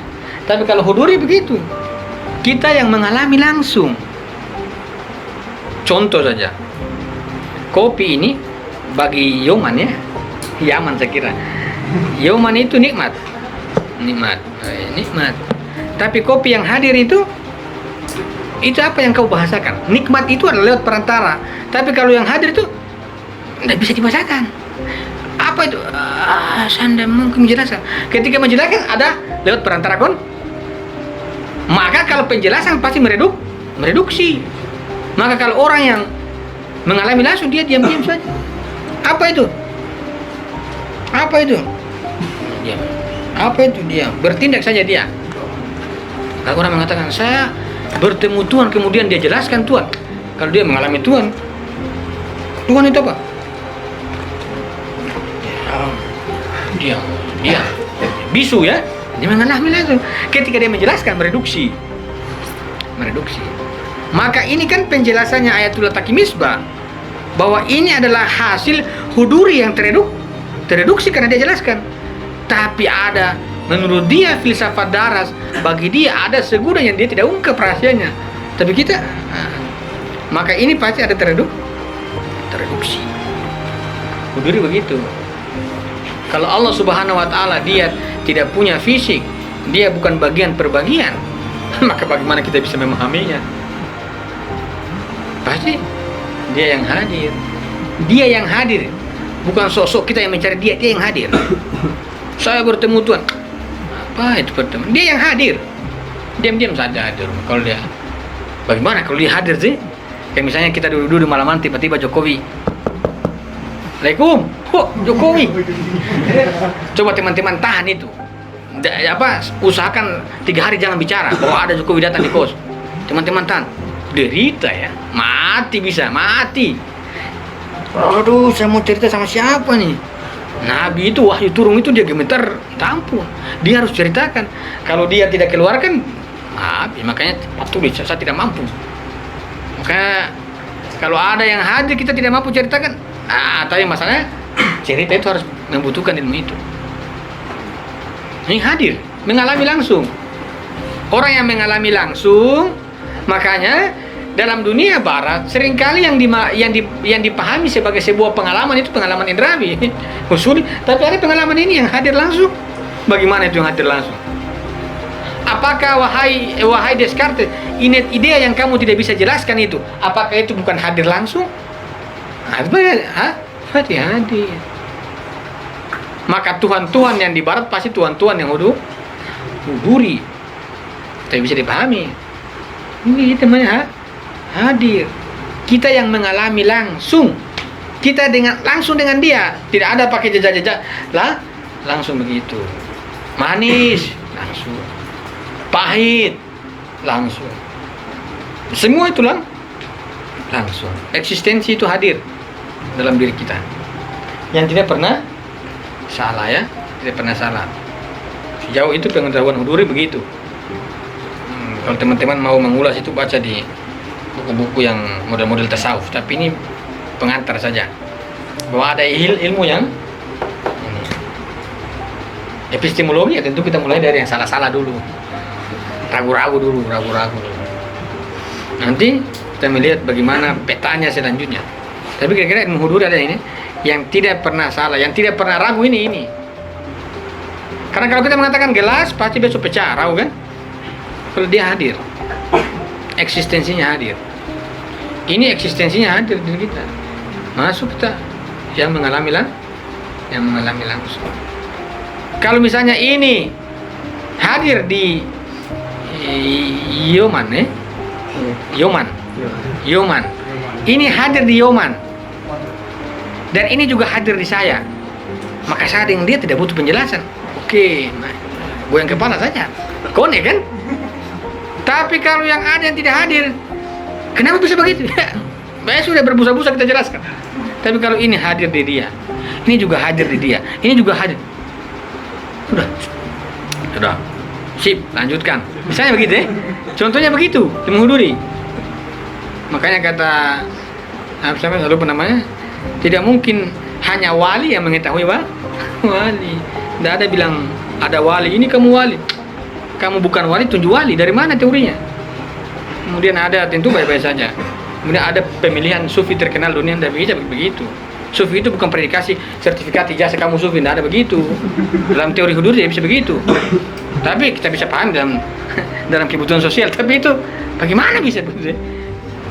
Bagaimana bisa? Berarti kita semua orang-orang awam yang tidak punya kapasitas itu mengatakan itu sufi. Tidak ada teori begitu, hanya orang sufi yang mengenal sufi. Tapi kalau ada begitu tidak masalah. Tapi ini tarang keilmuan. Tarang keilmuan begini. Struktur keilmuan begitu. Hanya tidak usah. Kalau misalnya dia alami. Kalau saya bilang kopi, tidak usah penjelasan. Ya, goyang-goyang kepala kan. Tapi kalau ada orang yang tidak pernah minum kopi, kamu mau jelaskan nikmatnya kopi, dia akan mengatakan apa itu semua. Tapi kalau orang yang pernah mengalami itu kopi, minum kopi, baru saja kasih yang mentah, dia sudah gemetar sendiri ya. Oh, harumnya dia cium sampai dia sudah bisa hidup. Ini kira-kira huduri ya, huduri. Kayak misalnya ini Yoman, misalnya dia eksistensi dia saja sudah ada ngomong lihat gitu saja, gitu saja. Tapi kalau ada yang tidak hadir, kemudian pasti akan orang bertanya. Tapi kalau dia hadir, iya, begitu saja. Tidak ada keluar dari dia mengalaminya. Coba teman-teman bayangkan, ada sesuatu yang hadir tapi teman-teman jangan sampaikan di orang. Diam saja, tahan. Apakah misalnya ada orang sampaikan rahasia, teman-teman simpan, jangan bicara. Jangan kamu sampaikan di orang ya. Saya cerita begini, tapi kau simpan, menderita ya. Menderita. Ada rahasia yang dititipkan ke kita, rahasia itu berkala kita tahan. Oh, jiwa pasti, aduh saya mau cerita ini, mau cerita tapi tahan. Kira-kira begitu, ada yang hadir begitu. Ada ilmu yang hadir. Dalam hal ini kaitan ini kan? Kira-kira betul ada pertanyaan? Hudur ya? Iya. Saya mau memastikan Ustaz tentang ilmu huduri dan spiritualitas Ustaz, apakah sama atau tidak. Terus untuk kita mencari ilmu huduri ini, apakah peran akal itu harus kita maksimalkan atau kita mundur sedikit?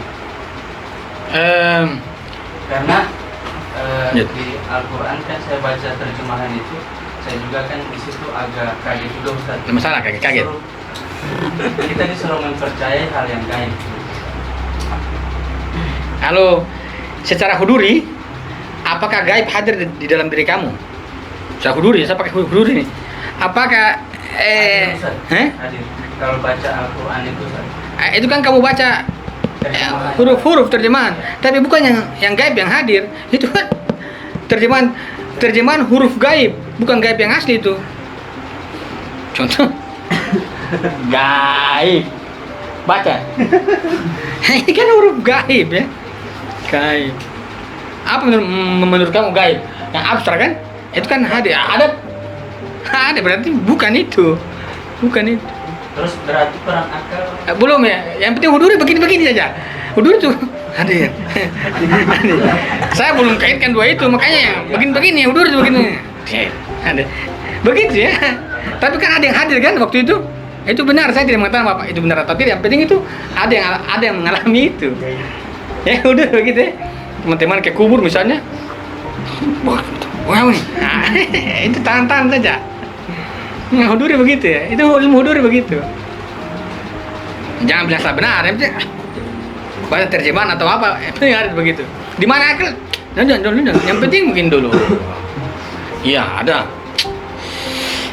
Begitu, yang penting begitu. Apakah gaib bagaimana? Tentu saya tidak bisa mengkritik dia kan, karena dia alami. Saya cuma bilang, ya lanjutkan. Karena saya tidak mengalami itu kan. Maka bagaimana saya bisa berkomentar sedangkan saya tidak alami? Tapi dia alami ya. Apakah dia benar atau tidak ya kita? Karena dia alami ya kita, iya. Mungkin saja. Kita tidak mengalami mau bilang apa. Kan begini, ini memang huduri ya. Huduri. Jadi dulu itu hadir begitu. Di mana akal? Akal nanti dia bermain pada husuli. Tapi huduri itu begitu. Misalnya baca buku, misalnya baca terjemahan, kau meyakini ilmu gaib. Ilmu gaib apa namanya? Kegaiban. Kalau dalam ilmu huduri, strukturnya kegaiban itu yang hadir. Oh iya, gaib. Kalau saya minta, apa itu gaib? Secara konsepsi gaib adalah sesuatu yang kita tidak lihat. Itu namanya gaib. Tapi bagaimana sesuatu yang tidak lihat itu hadir? Gimana tuh? Misalnya, seringkali orang contohkan apa? Ada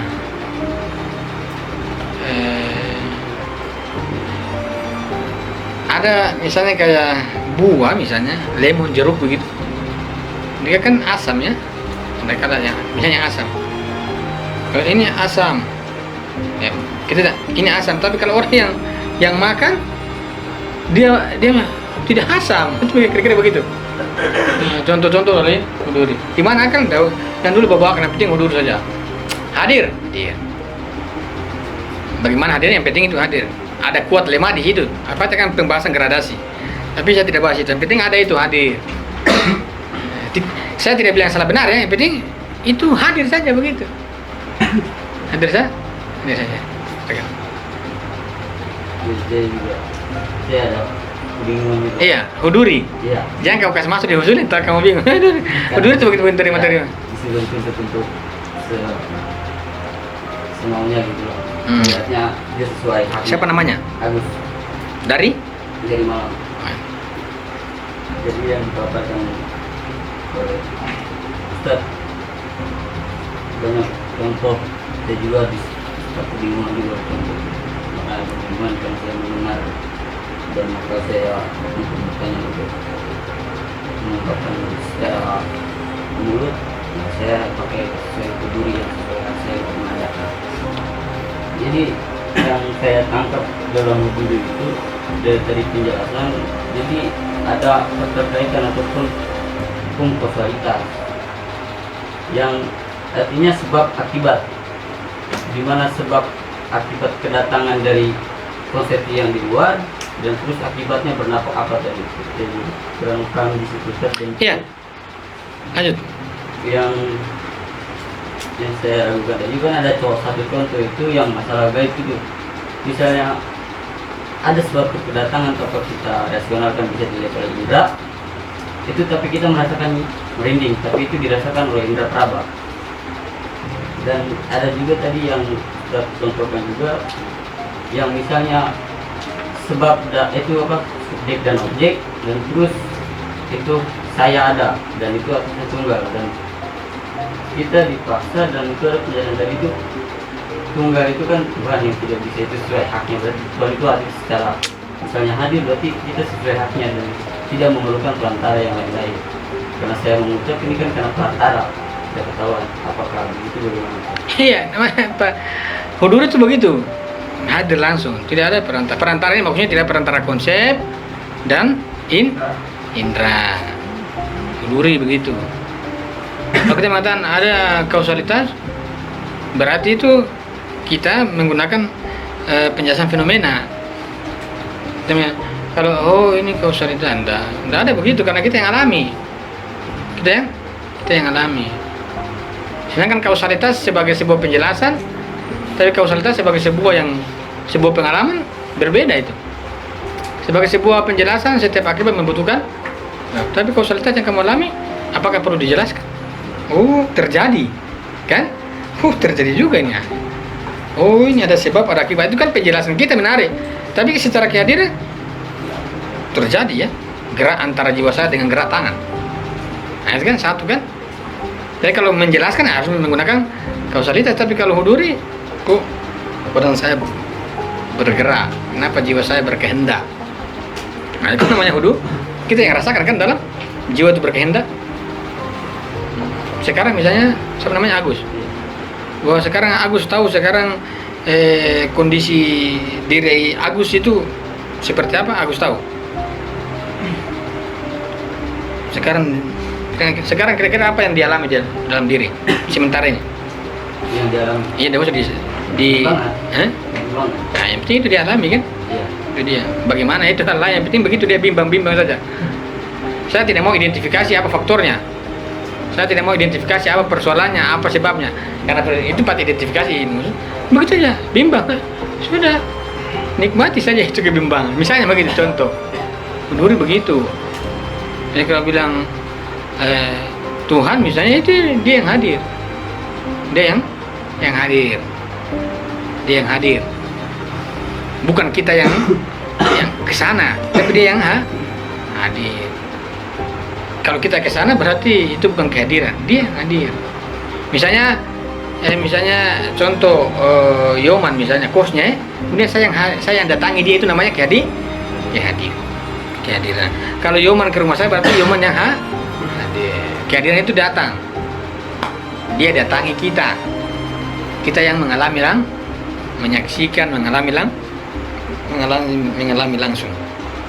Karena ini subjek sama dengan objek. Kalau kita terkait pada diri kita, maka subjek itu diri kita, objek juga diri kita. Sesuatu di luar diri kita pasti itu ada perantara. Tapi kalau berkaitan dengan diri kita, subjek sama dengan objek. Karena sesuatu yang hadir pada diri kita, maka itu pasti adalah diri kita sendiri. Jadi kalau orang penjelasan misalnya ada seperti ada kaitan, nah itu seperti itu ada sebuah penjelasan. Ada perenungan itu. Ada perenungan. Tapi kalau tidak perenungan, saya mengalami. Saya mengalami. Coba teman-teman, saya ada rasakan sesuatu, kan begitu. Apa itu jangan usah ditanya. Yang penting cukup bahwa saya lagi alami sesuatu. Teman-teman jalan misalnya kalau saya mengatakan begini, saya contohkan Agus ya.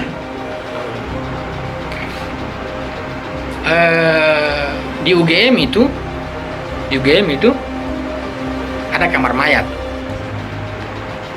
Nanti sebentar malam saya minta bantu Agus tidur di kamar mayat ya. 1/24 jam. Bagaimana? Apa nama? Batin Agus itu bagaimana? Ketika saya bilang begitu, tidur di kamar mayat. Mayat itu baru masuk tadi 3 orang. Berat. Gila kan begitu. Misalnya, itu kan begitu. Tapi kalau analisis, kenapa saya harus masuk ya? Kenapa saya harus masuk ya? Dia sudah mati, itu analisis. Tapi kalau hadir, kamu mau bunuh saya? Itu memang hadir. Memang hadir begitu. Jadi antara penjelasan kita dengan hadir itu berbeda itu. Kamu sebentar tidur di kamar mayat. Kamu mau bunuh saya? Padahal kalau kita jelaskan, kenapa saya mau bunuh kamu? Padahal itu sudah mati. Siapa yang bunuh kamu kalau itu sudah mati? Tapi yang hadir kan, kamu mau bunuh saya? Itu kan yang hadir kan mau bunuh dia. Tapi yang kalau penjelasannya, mayat itu sudah mati. Bagaimana mayat bunuh kamu? Tapi kalau yang hadir, kamu mau bunuh saya? Itu yang hadir itu yang mau dibunuh. Tapi sebenarnya tidak ada yang membunuh karena sudah mati. Atau misalnya kecoa saja, kecoa.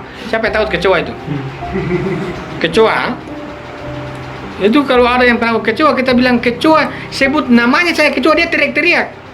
Padahal kecoa itu binatang kecil, tinggal diambil sendal, pukul mati. Tapi karena kecoa itu hadir, maka kita sebut kecoa. Itu dia teriak-teriak seperti orang yang orang yang mengalami penyakit penyakit berat, teriak-teriak, dia jijik kan? Kita mengatakan kecoa ini binatang tak. Tapi kalau ada kecoa yang dia hadir, eksistensinya hadir pada dirinya, dia merasa geli. Adalah kecoa itu, konsep kecoa itu hewan, bukan geli kan? Tapi kalau orang yang di dalam dirinya itu hadir eksistensi kecoa, dia geli. Kecoa geli. Padahal kita bilang, kecoa kenapa kamu geli? Tapi kalau kecoa itu kan konsepnya hewan. Tapi kalau yang hadir kecoa itu dia merasa geli. Jadi apa yang kita jelaskan itu berbeda dengan apa yang hadir. Kayak saya misalnya, kalau misalnya ada teman saya kemarin, gua lama dia itu mengalami yang disebut dengan kerinduan. Dia datang di saya, abang coba jelaskan saya tentang rindu. Padahal dia mengalami rindu ini. Saya tidak mengalami rindu itu, dia mengalami. Dia coba tolong rasionalisasi saya tentang rindu. Saya bilang, mau saya hari ini saya jelaskan tentang rindu dengan semacam banyak teori yang saya pakai, tapi akan tidak menjawab perasaan kamu karena kamu yang alami. Satu-satunya kamu harus ketemu dia saja biar menjawab semua dahaga yang kamu alami. Tapi kalau saya rindu adalah begini, pas pulang di rumah kamu tidak akan terima apa yang saya jelaskan karena saya tidak alami. Tapi kalau saya pernah mengalami rindu dan dia pernah mengalami rindu, ketika dia mengatakan saya merasa rindu, kalau begitu tinggal temui saja dia, tidak usah butuh argumentasi. Misalnya begitu contoh, hal-hal yang hadir begitu, dia langsung. Padahal kalau kita analisis kan banyak, ini sebabnya, tapi kan yang hadir itu tidak begitu, dia tidak butuh dalil. Tapi kita meyakini bahwa iya, saya alami ini. Maka sangat sulit kan, apalagi kalau pengalaman orang kalau kita mau ungkit kan, karena dia alamin, dia sangat sulit. Bagi orang misalnya yang pernah trauma terhadap sesuatu, ketika kita suruh dia dengan itu ulang, dia tidak akan melakukannya. Tapi kalau orang yang tidak mengalami, ya dia terus. Nah, teman saya dulu santri di sini juga, dia bawa motor tuh gila, tiba-tiba dia bawa motor, dia tabrak itu mobil. Sebelum dia tabrak mobil, dia terus dia tabrak mobil. Besoknya saya bilang, ayo kita naik motor, kapok. Dia sudah alami kan, makanya saya kapok. Nah, itu kira-kira analogi dari ilmu huduri. Oke, Hadi, kita yang mengalami langsung, dia tidak butuh perantara yang lain. Itu dia tidak pernah mengalami. Silakan. Maksudnya itu Ustaz tidak butuh perantara dengan yang lain. Bagaimana?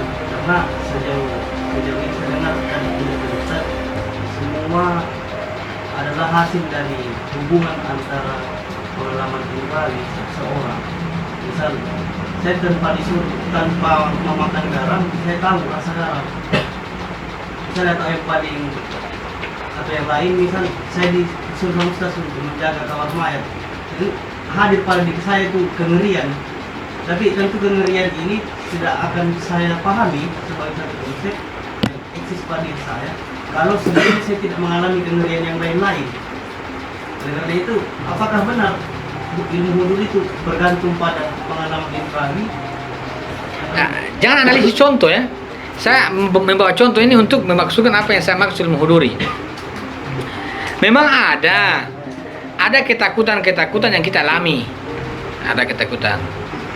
Ada misalnya kita punya pengalaman apa kan? Nah, itu yang dimaksud dengan husuli. Kalau kita mengalami dengan misalnya persepsi ini kita lihat langsung, itu namanya husuli. Tapi kalau yang dimaksud dengan kehadiran, itu hadir di kita. Hadir sesuatu di kita, jangan dulu bilang takut. Ketika kita mengatakan takut, itu sudah perantara konsep. Misalnya yang saya rasakan ini takut, itu berarti sudah masuk dalam pemahaman. Tapi alami saja. Misalnya teman-teman, saya contohkan tadi teman-teman contoh lewat hadir di gelap gulita, teman-teman merasa gelisah misalnya, atau contoh saja seringkali misalnya begini, misalnya seringkali kita duduk begini misalnya, tiba-tiba perasaan kita tidak enak, ya, perasaan saya tidak enak, seperti ada mau kejadian. Nah, itu kira-kira ada yang hadir begitu. Jadi kita tidak berbicara tentang, kita tidak pernah berhubungan dengan seseorang itu, cuma tiba-tiba perasaan saya tidak enak, sepertinya mau terjadi sesuatu, misalnya begitu. Itu namanya hulu. Tapi kita tidak nafikan bahwa memang irisan ada sebuah ketakutan yang kita alami langsung. Misalnya orang bawa golok kejar kita kan panik, ada konsep terbangun kan, panik. Itu namanya husuli, bahwa kita lihat orang bawa golok kejar kita, itu namanya husuli. Tapi kalau huduri, dia tidak berkaitan dengan begitu. Dia kemudian hanya begitu. Karena kalau kita misalnya mengatakan kalau yang kita takutkan itu seperti yang kita alami, misalnya seperti yang kita alami, tapi ke depan orang yang bawa golok itu kita tidak lagi takut. Itu namanya rasionalisasi. Ada orang takut, kemudian kita rasionalisasi. Ini kenapa saya harus takut? Itu namanya konsep. Karena saya melihat dia bawa golok, tiba-tiba saya akan bertanya kenapa saya dikejar. Nah, kemudian orang bawa golok itu pertama saya tahu takut, kemudian karena muncul sebuah konsepsi tentang takut, kemudian saya bisa justifikasi. Tapi kalau huduri itu yang hadir pada diri kita sebagai sebuah eksistensi ketakutan. Sebuah eksistensi ketakutan itu takut. Itu kita akan meletakkan takut itu bukan hanya pada golok yang tadi. Kalau kita lihat misalnya orang bawa golok. Yang kita takut cuma ini. Yang kita takut cuma cuma terbatas dengan ini saja. Tapi kalau hanya sebuah eksistensi yang tidak melalui ini, kemudian dia hadir, maka kita akan mengalami sebuah ketakutan pada semua hal. Semua hal, bukan hanya satu. Tapi kalau kemudian kita meletakkan ini yang saya takut, ini yang saya takut, berarti kita sudah menggunakan teori mausudi. Karena huduri itu dia hanya mengalami saja begitu. Mengalami, misalnya kalau contohnya apa yang paling memungkinkan tuh? Kalau kita bilang orang mati tidak bisa, karena kita pernah lihat begitu kan, lihat perantara. Tapi ada sama sekali memang dalam kehidupan kita yang kita tidak berhubungan dengan diri kita tidak berhubungan dengan indera-indera mata, tapi kita kemudian hadir. Yang paling sering misalnya, atau contoh misalnya, ini contoh, jangan analisis contoh. Misalnya contoh misalnya, kalau kita misalnya tanggal berapa, tanggal muda ini masih banyak duit, tapi ketika muncul tanggal tua kemudian kita khawatir sekali, khawatirnya itu lebih tinggi daripada yang biasanya, karena tanggal tua bagi kita itu sudah ada yang hadir tanggal tuanya, mulai menjerit. Nah itu kan, tapi itu bisa dipahami dalam analisis konsep.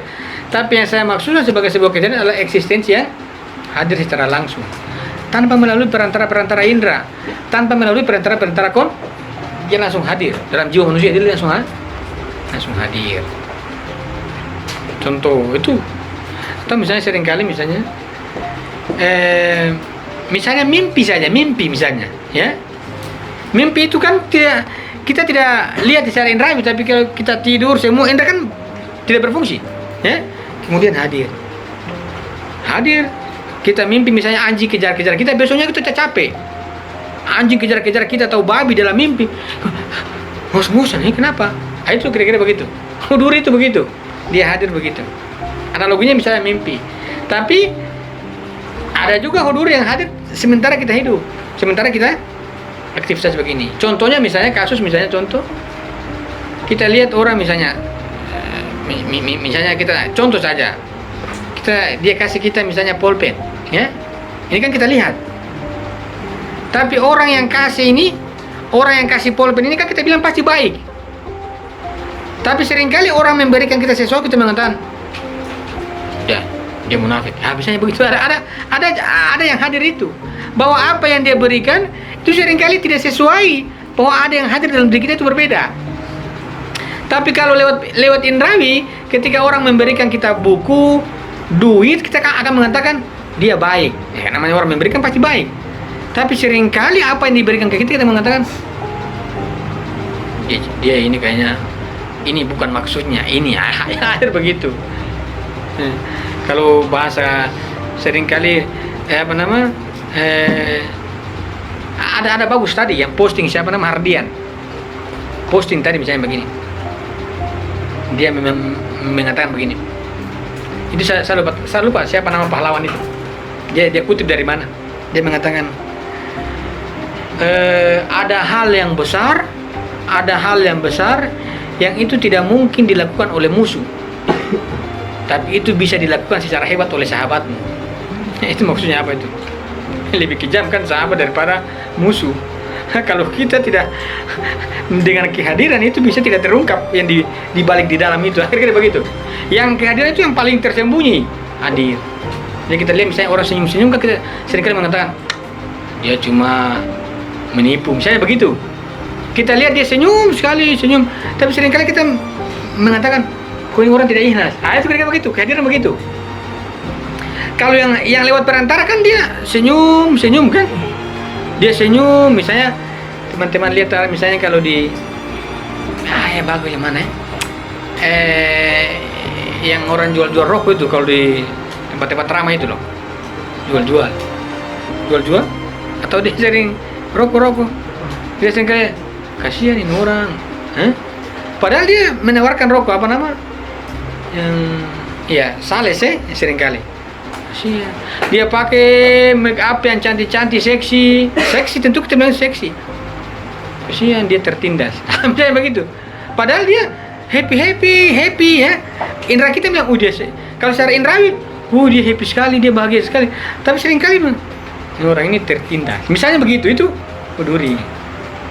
Kalau secara husuli, orang ini saya ceria sekali, pekerja ini kayaknya bagus, dia senang, ini gaji banyak sepertinya. Tapi secara huduri, kesian ini orang ditindas. Misalnya begitu, itu huduri. Dia tangkap yang di dalam, dia bukan tangkap yang di luar-luar, itu tidak. Jadi kira-kira huduri. Tapi yang menjadi persoalan karena yang itu yang kita tangkap di dalam itu, kita harus akan munculkan dia di luar. Itu yang menjadi soal kan? Itu yang menjadi soal. Itu yang menjadi soal. Misalnya contoh, saya misalnya memberikan Yoman ini apa pulpen. Ada juga siapa namanya? Laratna. Dia juga memberikan Yoman juga pulpen. Kira-kira apa bedanya? Secara indrawi tidak ada beda, tapi secara huduri itu bisa dibedakan. Oh, satu dicari perhatian. Nah, itu kira-kira begitu, contoh-contohnya begitu. Satu ini dia, misalnya begitu analoginya. Jadi kalau lewat perantara yang kita tangkap itu yang materi yang nyata dengan kita. Tapi kalau tidak lewat perantara begitu. Maka apapun yang kita lewat perantara, sejatinya ada juga yang kita tangkap secara konsepsi, ada juga tidak itu. Ada itu. Teman-teman tentu punya pengalaman masing-masing. Ada yang kita lewat perantara, kita bisa tangkap hal-hal yang kita lihat langsung, tapi ada juga hudur kita menghadirkan sesuatu yang tidak lewat yang kita indrai. Nah, itu kira-kira. Kalau yang lewat perantara itu masih kemungkinan besar salah, tapi yang langsung itu kemungkinan itu 100% dijamin benar. Tapi itu menjadi soal ketika dikeluarkan nanti. Karena nanti berkaitan dengan moral orang. Nah, itu perlu sebuah pemahaman yang jelas untuk meletakkan yang tersembunyi itu. Misalnya kalau kata Imam Khomeini mengatakan kalau ada yang senang sama Amerika, berarti ada yang salah dalam orang itu. Kita lihat Amerika bagus saja ya, tapi kenapa dia bilang begitu? Pasti dia tangkap pasti bagian hudurinya pasti. Kemudian sekarang terbukti ya kapitalisasi sumber daya alam itu nggak? Kira-kira begitu. Dia mulai objek, dia mulai munculkan yang dia hadirkan di permukaan. Makanya ilmu ini harus berkaitan dengan usuli. Kalau tidak, maka ilmu yang benar itu cukup kita saja. Nanti jadi sufi yang tiap hari Allah Akbar. Lihat kezaliman, Allah Akbar. Kapan akan selesai itu kezaliman? Maka di Indonesia ini lucu-lucu. Orang yang kuat ibadah tidak relevan dengan sebuah tindakan aksi yang nyata. Allah Akbar. Ada orang sakit, Allah Akbar. Kapan sembuh orang sakit? Cari obat kayak apa? Contohnya begitu ya. Makanya harus ditarik dalam. Tapi ketika kita tarik dalam ilmu husuli, ada yang disebut dengan kesalahan. Masalah dalam ilmu husuli ada kesalahan. Nanti bersama apa? Ada kesalahan. Ini tidak kesalahan. Tapi kalau ini didiamkan, jadi soal. Tapi kalau ini dikeluarkan tanpa ini juga menjadi soal.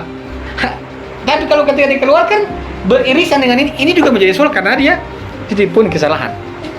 Lantas bagaimana meramunya itu? Nah, itu nanti saya akan coba melihatnya. Dari penjelasan saya sudah agak sedikit paham soal perbedaan antara huduri dan spiritualisme. Kalau spiritual semuanya melalui rasa. Artinya di sini saya melihat ada kemiripan dengan menekan. Itu mau saya tanya. Bagaimana menekan? Sesuatu yang tidak bisa diketahui kan? Kalau kan itu kan sesuatu yang tidak bisa diketahui.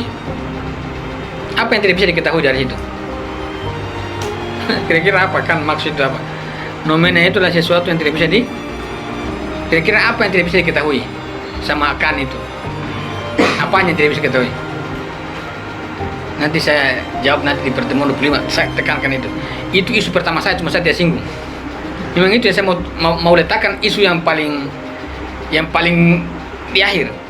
Saya bilang kalau bertanya dia tahan saya. Itu yang saya mau tarik keraguan yang paling inti.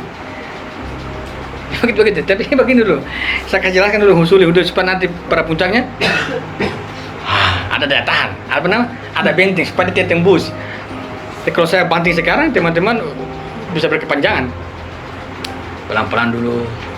Nanti sampai di puncak baru saya letakkan baru ada benteng. Supaya gimana tidak jebol. Tahan dulu. Ditata dulu kalau tidak. Supaya teman-teman tidak tidak. Tapi nomena itu bagaikan sesuatu yang tidak bisa Tapi itu kan dia, tapi kalau kita mau kritis secara husuli, itu kan dia sudah ketahui. Kalau dia bilang sesuatu tidak bisa diketahui, itu kan diketahui. Lantas kenapa dia bilang tidak diketahui? Berarti bukan persoalan itu kan? Nah itu yang Krianto berpikir apa kira-kira yang dia maksud itu. Silakan. Kita harus membahas mengenai persoalan budi. Kita berbicara persoalan apa yang ada dalam diri kita. Kemudian Yang hadir ya? apa yang ada dalam diri kita. Kemudian itu yang hadir akan menjadi sebuah tindakan. Dan kemudian pertanyaan yang sinister, tidak ada sesuatu yang kita kerjakan, kemudian itu tidak hadir dalam dirinya kita, itu pantas apa namanya Ustaz? Yang mana? Langsung. Jadi maksudnya apa yang kita lakukan tapi tidak hadir. Ya, tapi faktanya kan ada begitu. Memang ada yang kita lakukan ya tidak hadir diri kita kan. Apakah itu salah? Enggak. Tapi yang saya bicarakan yang hadir. Tapi faktanya memang kita lakukan juga tidak hadir kan. Terpaksa kan banyak. Dan menjadi soal. Makanya saya mau tata ini supaya yang teman-teman lakukan yang hadir.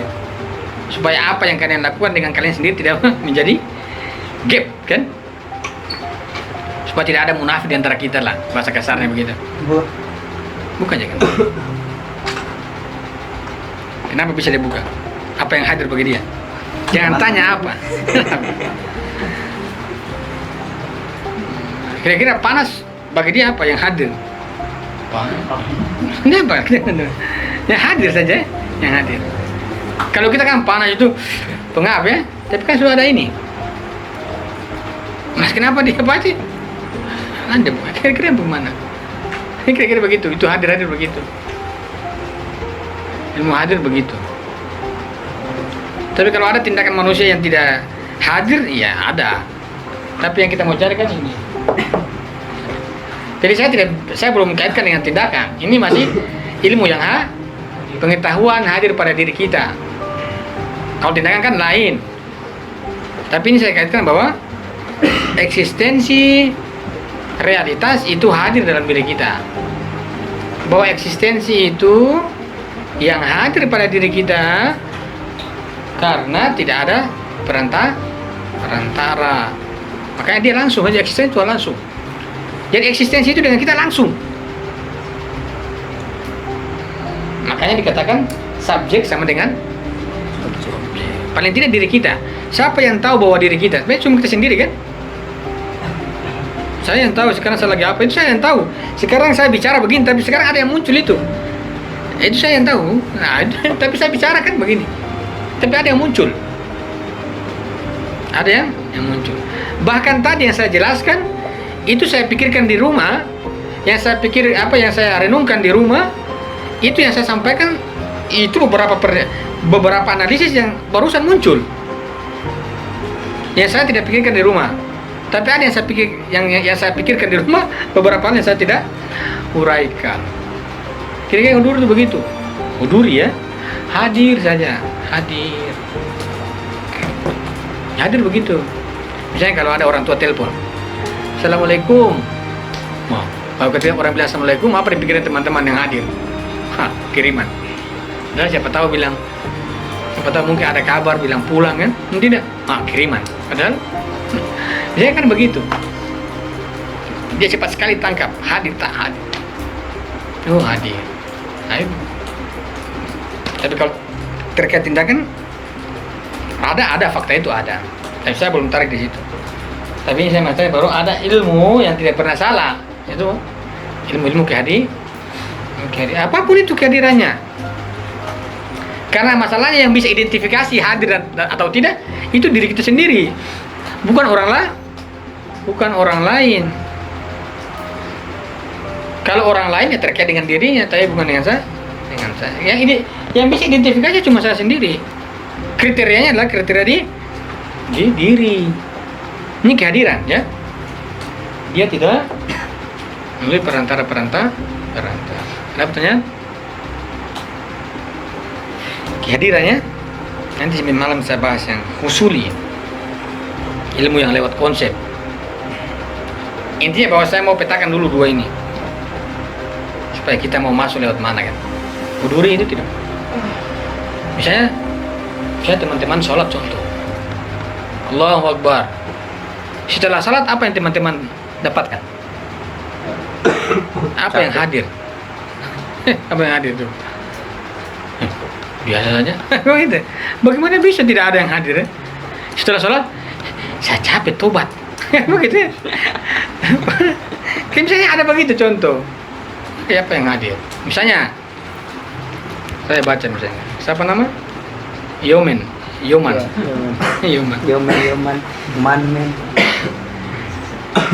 Coba Yoman baca ini. Baca saya kuat-kuat. Buku Daras Filsafat Islam. Kira-kira yang hadir apa? Buku tulisan. Dia baca ini. Tulisan itu baca. Yang hadir apa? Buku Daras Filsafat. Kira-kira yang hadir apa? Dia juga tidak rasa. Tapi kira-kira yang hadir apa? Apa yang hadir? Tanyakan ke. Jadi cuma dia sendiri yang tahu. Buku Daras Filsafat itu kan konsep kan? Masuk. Tapi yang hadir apa? Kira-kira begitu. Ilmu kehadiran begitu. Ini contoh ya, jangan lisi contoh. Lisi contoh. Kalau saya pakai contoh yang paling mungkin relevan itu misalnya itu. Saya mimpi yang tidak ada berhubungan dengan indrawi kan? Tapi masalahnya ada juga kehidupan kita yang ada indrawi tapi kita yang tangkap berbeda dengan itu. Sudah begitu. Ada contohnya secara langsung misalnya mimpi tidak ada indrawi semua tertutup kan waktu tidur. Tapi yang lebih menarik ketika sementara hidup ini indra, kemudian kita tangkap yang lain. Kalau mimpi kan hal-hal yang tidak menarik dalam artian bahwa kita punya kesadaran itu tidak berjalan sebagaimana yang kenyataan. Tapi kalau begini kita sadari, kita lihat teman-teman, tapi yang kita tangkap berbeda. Saya bicara dengan orang begini, contoh, saya bicara bukan berarti bahwa saya bicara dengan orang begini, tapi yang saya tangkap berbeda. Kalau kata Ustadz Nur dalam tulisannya tentang Rumi, dia mengatakan kalau orang itu di dalam dirinya sudah ada kebencian, maka apapun kata yang baik yang dia ucapkan yang kita tangkap adalah kebencian. Misalnya begitu contoh kasus begitu. Misalnya saya mengatakan saya ini orang alim, tapi yang kita tangkap ternyata tidak. Kira-kira begitu. Padahal dia mengatakan bahwa saya ini orang alim, tapi yang kita tangkap itu tidak. Kita bisa lihat orang begini, oh ini orang ini menipu. Iya, begitu. Udah begitu banyak.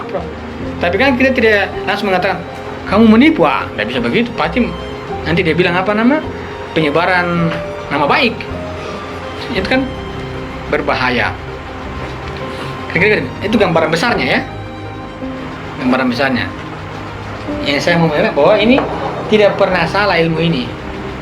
Ilmu yang hadir langsung. Maka kalau Barat itu mengatakan bahwa keraguan, dia ragukan dirinya tidak mungkin karena dia merasakan itu kan.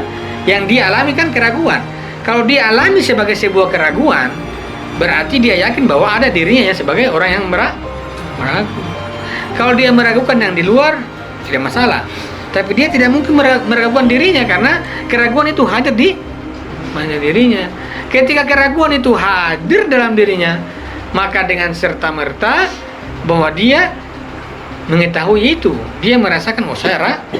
Kalau dia mengetahui dan merasakan bahwa dia ragu, maka satu-satunya yang tidak ragu adalah dirinya terkait keraguan itu, bukan sesuatu yang di luar dirinya. Maka di Eropa tidak mungkin ada orang ragu secara totalitas sebagaimana berkelahi. Pasti hanya salah satu yang kemungkinan realistis orang ragukan yang di luar, bukan yang di dalam dirinya. Itu paling asasi. Kalau orang sudah meragukan dirinya, kata Ibnu Sina, ini tidak bisa dijawab dengan rasional. Dibawa ke kandang singa kemudian dimasukkan. Apakah dia lari atau tidak? Kalau ada orang sudah meragukan dirinya, ini sudah tidak bisa dijelaskan secara rasionalitas. Tinggal dibawa di kandang singa dikasih masuk. Dia lari atau tidak? Kalau dia juga tidak yakin dengan dirinya dan dia lari, berarti dia yakin pada dirinya. Kira-kira begitu. Kalau ada orang ragu, teman-teman lihat begitu, ambil macis begitu, langsung bakar saja. Sakit, bukan kamu tidak ada dirinya, bisa begitu. Orang-orang begitu kalau sudah meragukan dirinya, itu mau kalian argumentasi sampai 1000 dalil, dia akan ragu. Satu-satunya cuma jawabannya praktis. Ambil korek api atau rokok, tusuk aja. Sakit. Ada dirinya, Bang. Itu kira-kira begitu. Untuk mengembalikan kesadaran intimnya. Kalau sudah rasional tidak mampu begitu. Tapi kalau orang hanya meragukan yang di luar, berarti kita pembuktian yang di luar kan? Pembuktian yang di luar. Tapi kalau sudah di dalam, rasional pun juga sulit. Usahakan bawa rokok atau apa, tiba-tiba bakar. Kalau dia teriak berarti, kok ada orang yang teriak ya? Berarti dia, oh iya ada diri saya, misalnya begitu. Kira-kira begitu. Sekian. Assalamualaikum warahmatullahi wabarakatuh. Waalaikumsalam.